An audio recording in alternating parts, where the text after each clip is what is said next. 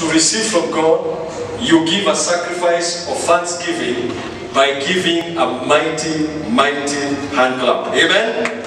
Can we do that? We are giving a sacrifice of thanksgiving because, amen, you can do better than that. You can do better than that. You can do better than that. Hallelujah. Hallelujah. Amen. Amen. God is good. All the time. And all the time. God is good. I'm hoping, I'll be preaching like this. This is a good challenge because soon you must have some television sets. Amen. Some screens so that everybody can be able to see wherever they are comfortably. Amen. Amen. And it looks like we might go to the second service so that everybody can be comfortable in seeing and hearing the word of God. Amen. Hallelujah. A time has also come when you cannot afford to be late in the house of God. Amen. A time has come when you cannot afford to be late in the house of God. The same way you rush to work, then that is the same way God expects you to rush to the house of God. Now, Ecclesiastes, I thank God today because we don't have our screen. The camera, the laptop is not working. But it is a high time you got a Bible. Amen. Do you have a Bible? Can you lift up your Bible? Now I'll be making sure that everybody lifts up. Lift your Bible very properly. Hallelujah. Now if your neighbor does not have a Bible, tell them, may the Lord bless you with the Bible quickly. May the Lord bless you with the Bible. Tell them, I release a Bible into your life. I release the Bible into your life. Amen. Amen. Hallelujah. The amount of money that you use on internet, on YouTube, you can buy a good Bible so that next time when they're lifting up their Bible, because we shall be lifting, even if there is a screen here, we shall be lifting our Bibles because that is a precious book. In China, they try to even get a page of a Bible so that they can study it. There are some areas where they cannot have a Bible openly. In Kenya, you are allowed to have a Bible and you don't even have a solid one. There is a difference between the phone Bible and the solid Bible, because when you open the phone Bible, sometimes a WhatsApp message comes in and suddenly you get to start reading, unaanza kuambiwa umwacha pasi ikiwa on nyumbani, and suddenly you lose all your focus. So make sure you invest in a good Bible you are a good Christian. Hallelujah. Amen. Now the Bible says in Ecclesiastes chapter 5 verse 1, keep thy foot when you go to the house of God, and be more ready to hear than to give the sacrifice of fools, for they consider not that they do evil. So the Bible says that when you come to the house of God, be ready to hear than offer the sacrifice of fools. What I call the sacrifice of fools is appearing in the house of God with a different intention.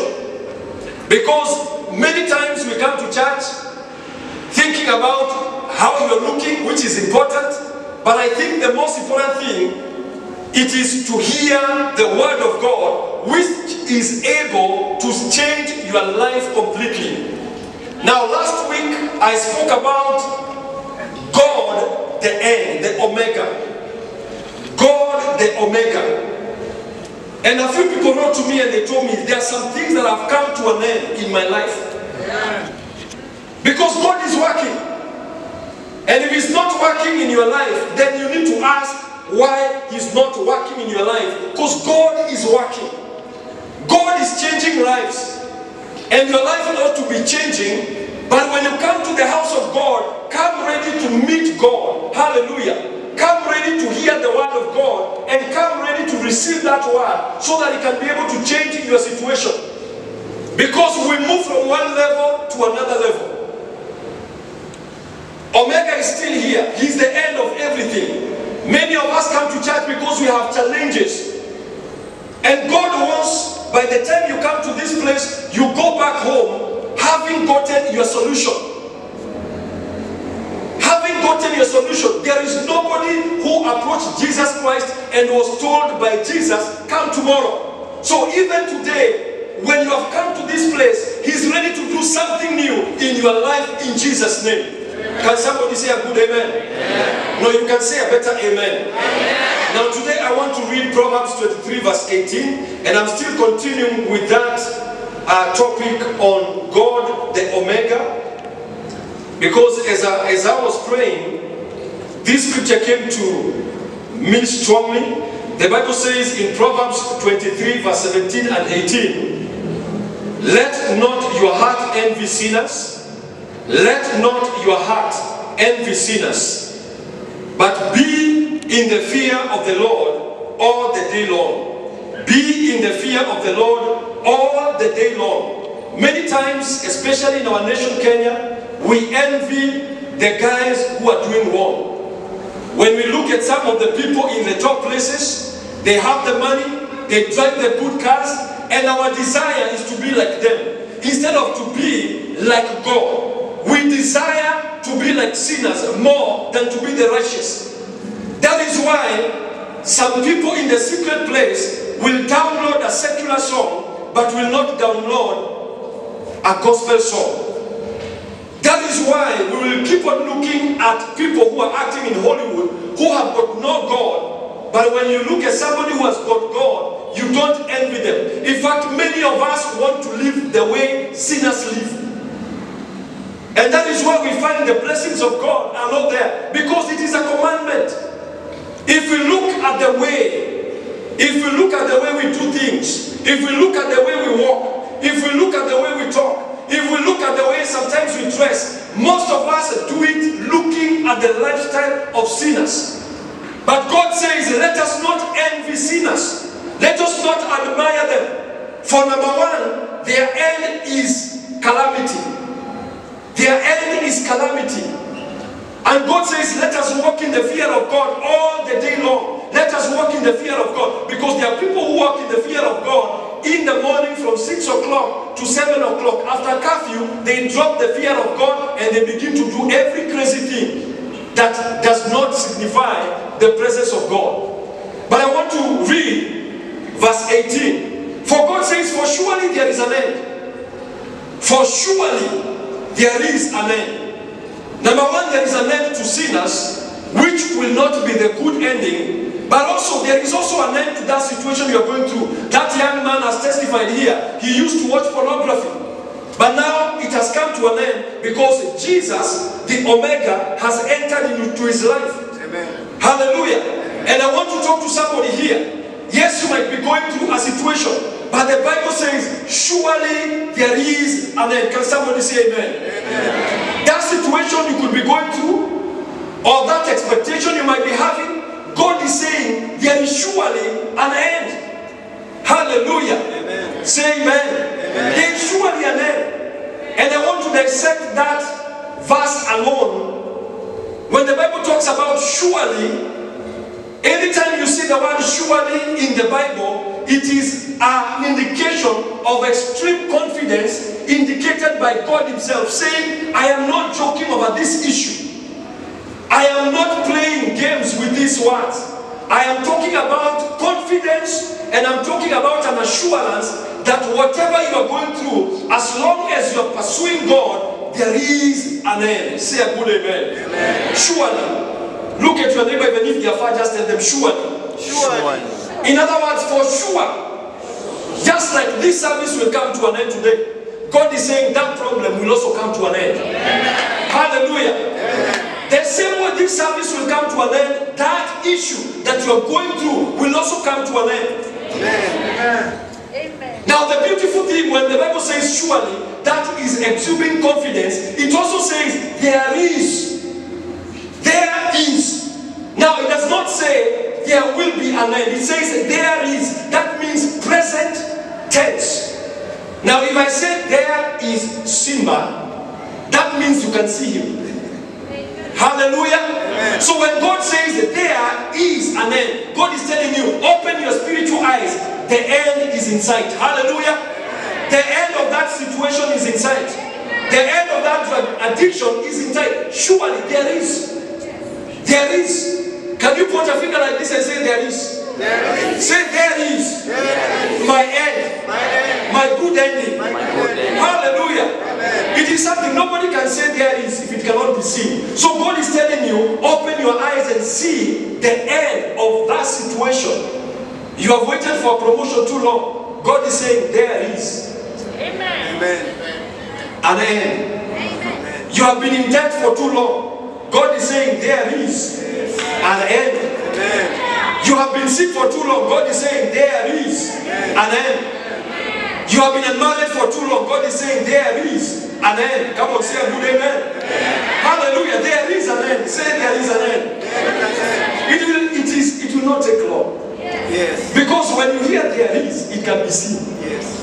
I wish your spiritual eyes can be open to see the end. Now it continues to say, for surely there is an end, and your expectation. Sister Jane, your expectation. This is personal responsibility. Your expectation. And this is where many believers are missing it. Your expectation. Let me tell you, expectation is the magnet for miracles. Expectation is the magnet for miracles. Faith will put you on the line to receive your miracle. But expectation is what actually draws the miracle near. Now I want to show you a very good example. Remember, when you go to the city center, I know all of you at least have seen beggars. There are some beggars who will look at you from afar, that whether you like it or not, you will organize yourself and give them something. Because from far you can see they are expecting something from you. In fact, some of you have to change your path, because when you look at the way they are looking at you, you cannot pass there without dropping something. Now, many people come to church without an expectation. You can't just casual. When God looks at you, He looks at your heart. He cannot see a hand that is saying, God, you cannot pass me. I wish most of us would approach God with an expectation the way beggars look at people expecting something. For the Bible says, your expectation, not your neighbors. I told you God does not bless groups. He blesses individuals. You can be here, somebody gets a testimony, another person leaves this place, never gets a testimony. There are people who have been here 3 years, 4 years, 5 years. Nothing is happening in their life. And it is not because the preachers are not preaching well. Hallelujah. Amen. And it is not because God's word is not coming through. Simply because you don't have an expectation. You don't have an expectation. You carry no expectation. I remember one girl who kept on coming to me. And she would say, pray for me, Pastor. I am believing God to pass. And you tell me, she would write the marks down. That was her expectation. Because without an expectation, you will not receive any miracle.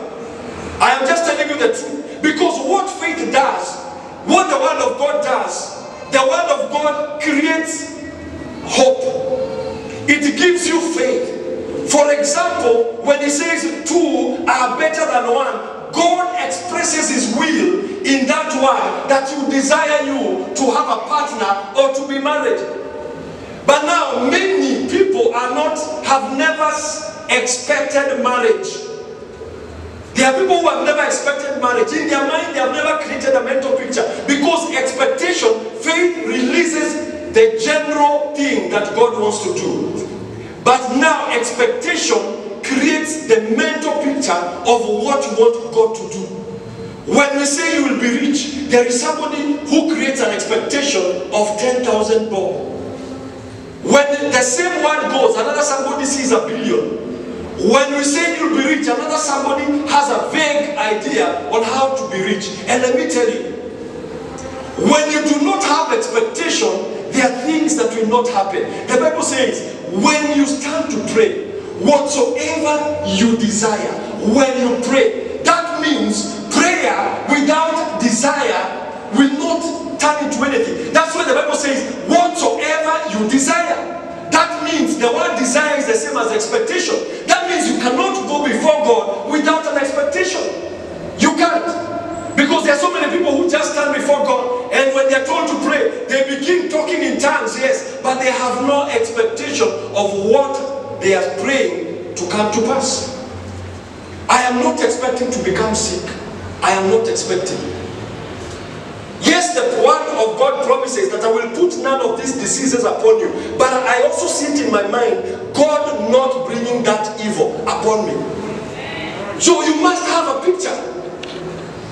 You must have an expectation.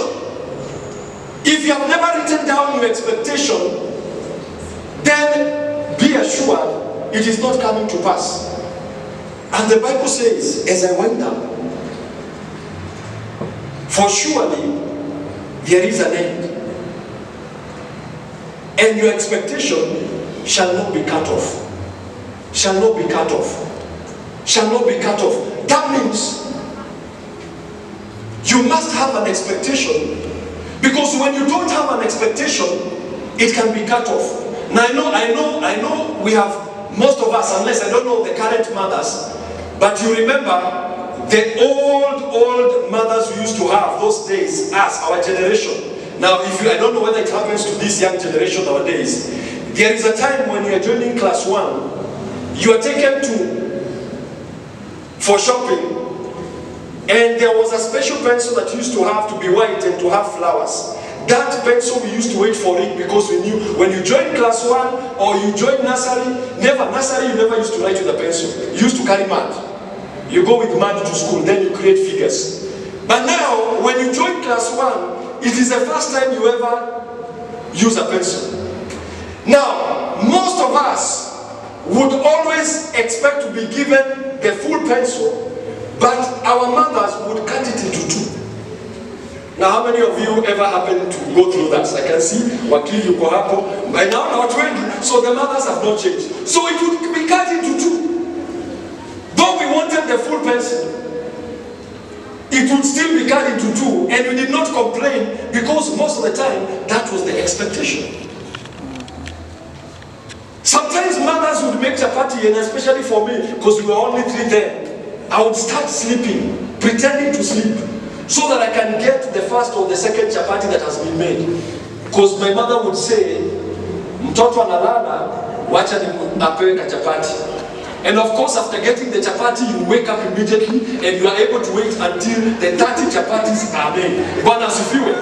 Now, but the most disappointing thing is when she would begin to tear the chapati. I mean, she looks at you and then looks at your brother, and you are expecting the whole piece. Then she cuts into 2 and gives your brother, and suddenly you have to go back to the place of trying to sleep again so that you can get another half to make it full.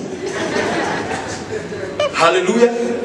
Now, when you don't have expectation, that is why you find many believers pray, but they always get something cut. Because God looks at you and He says, if He gives you the whole of it, you will be too short because you are not expecting it. You are not expecting it. So you today, for it to come to an end, for that thing to come to an end, you must define your expectation. You must define your expectation. I remember one time Jesse Duplantis, somebody came to ask a job from one of he's called Jesse Duplantis, he's one of the preachers. And he told the man of God, pray for me, I need a job. And the man of God asked him, what job do you want? He said, any job. I'm so desperate, I need any job. And he laid hands on him and he said, Father, in the name of Jesus Christ, make this man a cobbler. And the man said, no! You don't have an expectation. You said any job. And that's how some of you are. You say, Lord, promote me. He asks you, what kind of a promotion do you want? He says, Lord, any promotion. You either define it, Lord, give me a double promotion in Jesus' mighty name. Hallelujah. Amen. Hallelujah. Amen. Hallelujah. Amen. If you are a student, define the marks that you want to get to God. Because if you say, Lord, I just want to pass, you can simply get a C+, and yet you could have gotten an A. Don't just tell God, Lord, I want to get married. He will bring anything. He can be able to bring anything. But define to God, and don't define nowadays ladies and men, they define by outward looks. Father, I want somebody who is 10 feet tall, very dark, bearded. Now I wish you can tell God, Father, I want a faithful man. I want a praying man. I want a man who will lay hands on me and pray for me. And when God looks at that, let me tell you, those kind of men are also blessed men. Hallelujah. If you start telling God to bring you qualities from the Bible, faithful, praying, speaking in tongues, not lustful, He will bring you. But you can, when you say bring me a tall, dark, I don't know, handsome, He can bring a man that is full of lust. And you begin to deal with some demons of lust there. Stop defining your wife from the size of hips and hair and fingertips and the way she walks. Ati Mungu nataka mpana. Let me tell you, He can bring a fat one or a thin one or big whatever and land there, but she can abuse you from morning to evening. Say, Father, I want Proverbs 31 woman. Who wakes up early in the morning like my wife, hallelujah, and begins to work hard, hallelujah, whose mouth is the law of kindness. That is the issue. Simba, begin to pray like that and suddenly you see a wife. The reason why God is not giving you a wife, because probably your definition has been the wrong definition. So He sees, Lazima, I cut off. So sometimes He cuts it off. Hallelujah. So today I want you to change your expectation. And please don't limit God. I finish by saying this. If today the president of this nation was to ask any of you what kind of car or what kind of house or what kind of land you would want, akwambie nataka useme ni eka ngapi nataka, how many would you say? Yeah? At 18. Sima? 1,000 acres. Wewe? 1,000 wakili? 10 acres. 10 acres. Half of coastal. A half of the coast. Yeah. And lose your coast. Hallelujah. 200 acres. Now let me ask you, how many of you have had acres? I have not had minimum 10. How many of you are still asking God for 50 by 100? Yet you are ready to ask the president for 10 acres. That is limiting God in a serious way. You want to become a preacher, you want to become a businessman, you're telling God, Lord, give me a kiosk. Yet if the president asks you, what kind of a business would you do? You tell him, President, supermarket. Some of you are asking for a motorcycle. It is okay. But if the president asks you, what kind of a thing do you want to drive? You tell him, Range Rover, Mercedes, the president. But go, motorcycle, bicycles, 50 by 100, one trouser, one dress. That is what you're doing. And that is why God is saying, I am too big to give some things like those ones. Raise up your expectation. Raise up your expectation. The Bible says you are the light of the world. The light of the world must be many watts. The light of the world must be many watts. And if you can light up the world, that business you're doing is too small for God. I'm challenging you, think bigger. If you have a salon that is 10 by, I don't know, if the president was to ask you, what kind of a salon can I invest for you? You'd probably say, President, nipatie 10 million, utaona ile salon utatengeneza hapa. Yet the president, you're telling him, ongeza mimi one dryer. You're telling God to akuongeze dryer. What kind of a God are we serving? Yet wewe unaona Mungu akiwa kivipi? You look at God and you tell him, change my husband, take away the alcohol. But cigarette, I think it is too hard for you to take. Yani toa sigara kwanza, toa pombe kwanza, lakini sigara, it will be the next prayer point. Let me tell you, he can remove the alcohol, he can remove the cigarette, and he can make him the distributor of water. Hallelujah. Bwana asifiwe. Stop limiting this God. Stop limiting. I told you, go home and write a list that will even shock you.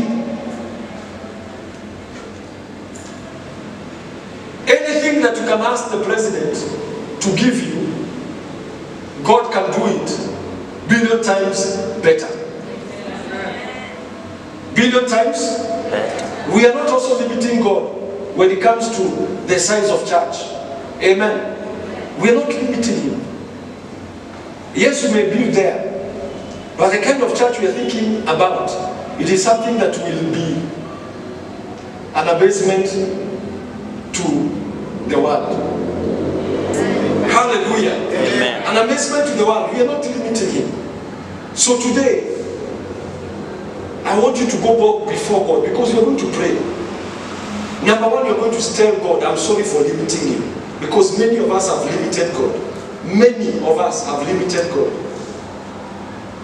God can even restore your parents that separated and divorced. He can restore them. He can. Only that we limit Him. Father, bring my father to be coming to visit at least once. He can bring him permanently. Amen. I want us to stand up. And I want us to go before God. Father, I am sorry for limiting you. I'm sorry for limiting you. I am sorry for limiting you. So I'm expecting, this is the only guy I think amesema anataka ikafika. Amesema half of the coast. Half of the coast apewe na president. Now, and I'm expecting, I'm really hoping that now you begin to pray that in a few years to come, you will own land that is beyond the half of the coast. Amen. Because God can give you much more. Amen. You can own half of New York. You know, right now they're selling a lot of houses in New York because they have no money. Amen. So it is a high time you believe that you can also invest, not in a plot, in a piece of land in New York, and in Boston, and in London, and in Saudi Arabia. Amen. Let me tell you, as believers, God has set us up for wealth transfer. Amen. But we have to change our expectation. Amen. The reason why some of the singers here, your songs are not going anywhere, because you only tell God, mi watu tu wakaelewa wakijua, wakinijua tu, mi niko sawa Mungu. Let me go before God, tell God, Lord, when I produce this song, I want the whole world to hear this song. Amen. Bwana asifiwe. I want the whole world to hear what? This song. You can have your business in every city of the world. Amen. Amen. Amen. Amen. Stop limiting God. You can travel in every part of the world, even in the good part of Somalia. Amen. In a place in Somalia where there is no war. So don't limit God. Mungu nipeleke America. Tell God, Lord, allow me to travel your world. Amen. Allow me to travel the world and get ready. Because as the Shelter of Love Church, we are going to preach everywhere. Amen. As the Shelter of Love Church, we are going to preach everywhere. Amen. Amen. So we need pastors for Cambodia. We need pastors for Namibia. Yes. We need pastors for South America. Hallelujah. Amen. We need pastors for Brazil. Hallelujah. Amen. You can go there. Go unasema tu tunataka kufungua hapa tu. Tatua ati hapa phase 3. Pastor fungulia Shelter of Love hapa phase 3. What are you maneno? Go beyond. Amen. Can we open? Can we lift our hands and tell God, today we are repenting. We are repenting for limiting you. Today we refuse to limit you any longer. Open your mouth and talk to God. We have limited God. I want to see everybody. Because your prayers have been small prayers. Your expectations have been small expectations. You have asked God for too little. You have asked God for too little. And that is why He cannot give you. Some of you, if you went to the president and you say, all you want is 5,000, he can chase you. Because it's bigger than that. But you have limited God. Asking God to pay for you school fees for one time. When He can pay for the entire year. He can pay for the entire 4 years. He can pay all the way from class 1 to university. That is our God. When you go before God, tell Him, give me school fees from the beginning of my life to the end of my life. Don't limit this God. Can we go before God? Tell God, I'm sorry. I am sorry for having limited you. I am sorry for having limited you. I have limited you concerning my husband. I have limited you concerning my children. I have limited you concerning my business. I have limited you concerning everything, my career. I have limited you. I declare in the name of Jesus. Yes. You shall not sell 1 unit. Amen. You shall not sell 2 units. Amen. You shall sell the number that is in your head. Amen. Some of you, I can see 50 in a month. Amen. 50 in a month. Amen. It is possible. Amen. It is possible. Amen. Hallelujah. Amen. Whatever you have believed God for, He's ready to do it beyond even your expectation. But at least have a very high expectation. And don't, because if you limit God and you start saying like you're crazy, that is when now you are actually thinking right. When you start looking like crazy, when you start talking crazy, that is when you begin like you're looking right. Now if you have a communion element system, whatever you want,